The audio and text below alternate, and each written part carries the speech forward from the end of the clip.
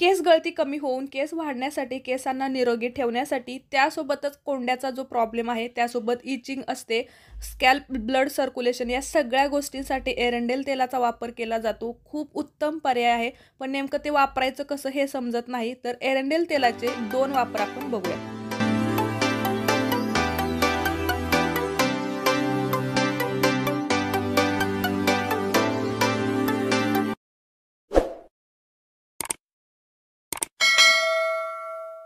Hello friends, मी वर्षा आपलं सर्वांचं मनापासून स्वागत करते. कसे आहात सगळे? मी मस्त आणि मजेत आहे. आजच्या व्हिडिओमध्ये एरंडेल तेलाचा वापर नेमका कशा प्रकारे करायचा किंवा त्याचे फायदे काय आहेत, ते कोणत्या प्रकारात वापरल्याने त्याचा फायदा चांगला होतो हे आपण जाणून घेऊयात. एरंडेल तेलाविषयी सुद्धा आपण डिटेलमध्ये माहिती घेणार आहोत आणि सोबत ज्या रेमेडीज आहेत त्या सुद्धा बघणार आहोत, त्यामुळे व्हिडिओ शेवटपर्यंत नक्की बघा. तर वेगवेगळ्या मार्गांनी एरंडेल तेल लावता येतं. तर 2 पद्धतींमधील पहिली जी पद्धत आहे मी सांगते त्यातील. तर बघा, आपण 3 तेल एकत्र करणार आहोत. याच्यामध्ये DIY तेल जे घरी आपण बनवलेलं ते, ऑलिव्ह ऑइल आणि कॅस्टर ऑइल. आता बघा याचं प्रमाण कसं ठेवायचं.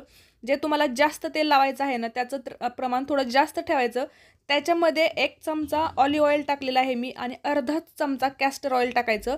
2 व्हिटॅमिन ईच्या कॅप्सूल टाकलेल्या आहेत तेलाच्या अकॉर्डिंग, म्हणजे मला माझ्या केसांना जेवढं लागतं त्यानुसार मी घेतलेलं आहे. तुम्ही तुमच्या केसांना किती लागणार आहे ना तुम्ही तेवढं त्याचं प्रमाण ठरवा.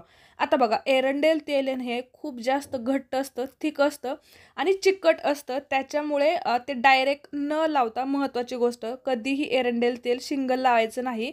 खूप असं चिकट होतं. त्याच्यामुळे कोणत्याही तेलामध्ये किंवा कोणत्याही एखाद्या हेअर मास्कमध्ये तुम्ही ते डायल्यूट करायचं आहे, मिक्स करायचं आहे आणि त्याच्यानंतरच ते तुम्ही स्कॅल्पला लावायचं आहे, कारण की त्याचाच फायदा होतो आपल्या केसांना, हेअर फॉलिकल्सला.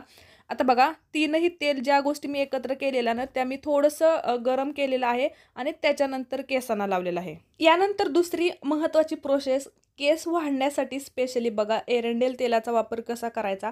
आता जास्वंदीच्या फुलाचे न खूप वेगवेगळे मी तुमच्यासोबत हेअर मास्क शेअर केलेले आहेत आणि खूप इफेक्टिव्ह, माझा खूप आवडता आणि पटकन होणारा तो म्हणजे फक्त जास्वंदाची फुलं वाटायची, त्याच्यात फक्त तेल टाकायचं आणि ते केसांना लावायचं. पण या ठिकाणी आपण थोडीशी वेगळी प्रोसेस करणार आहोत. फुलं तर मी वाटून घेतलेली आहेत, त्याची छान प्युरी करायची. आता बघा, परत मी हे थोडंसं गाळून घेते, कारण की कसं व्हायला लागले की केसांमध्ये ना याचे कण अटकतात. याच्यासाठी गाळून घेतलं ना एक सिरम टाईप, स्कॅल्प सिरम जे असतं ना किंवा एक जेल टाईप भेटतं आणि मग केसांमध्ये अटकत नाही, लावायलाही सोपं, धुवायलाही सोपं आणि खूप छान रिझल्ट्स भेटतात. तर असं हे फुलांचं एकदम प्युअर जेल भेटलेलं आहे आपल्याला. आता बघा, याच्यामध्ये तुम्ही कोणतंही तेल टाका, तुमच्याकडे जे अवेलेबल असेल. बदाम ऑइल टाका, त्याच्यानंतर कॅस्टर ऑइल टाका, ऑलिव्ह ऑइल टाका किंवा कोकोनट ऑइल टाका. आता मी याच्यामध्ये ना 2 गोष्टी टाकणार आहे. हे बघा, असं उरतं आणि हे कण आहेत की नाही, जर असं गाळलं ना अगोदर तुम्ही, एक मलमल कपडा सेपरेट ठेवायचा आणि त्याने खूप चांगला फायदा होतो. एकदम प्युअर रेमेडी भेटते आपल्याला. त्याच्यातच मी 1 चमचा मी ॲलोवेरा जेल टाकलेला आहे रेडीमेड, तुम्ही प्लांटचं पण टाकू शकता. कसंही करा. ऑलिव्ह ऑइल टाकलेला आहे 1 चमचा आणि आता कॅस्टर ऑइल म्हणजेच एरंडेल तेल टाकायचं आहे आपल्याला अर्धा चमचा आणि हे सगळं मिश्रण जे आहे ना ते छान मिक्स करून घ्यायचं. खूप असं छान करायचं, कारण की जे रेडीमेड ॲलोवेरा जेल असतं ना ते पटकन मिक्स होत नाही. त्याच्यामुळे हाताने तुम्ही केलं तरी चालेल, मीही तसंच करते, कारण की जेलमध्ये ते पटकन मिक्स होत नाही आणि खूप छान आहे. बघा, ही रेमेडी की नाही खूप इफेक्टिव्ह आहे, स्पेशली केस वाढण्यासाठी, केस गळती कमी होण्यासाठी आणि सगळ्यात महत्त्वाचं ड्राय केसांना खूप सिल्की, शायनी आणि एकदम स्मूथ करण्यासाठी ना मला हे खूप आवडतं. तुम्ही सुद्धा नक्की ट्राय करा. खूप वेळा लावते मी हे. तर आता बघा, मी हातानेच हे मिक्स करते आणि बघा, जर आठवड्यात तुम्ही एका वेळेला ऑइलिंग करत असाल ना तर तुम्ही पहिली पद्धत वापरा आणि दुसऱ्या वेळेला हेअर मास्क लावत असाल ना तर तुम्ही ही पद्धत वापरा.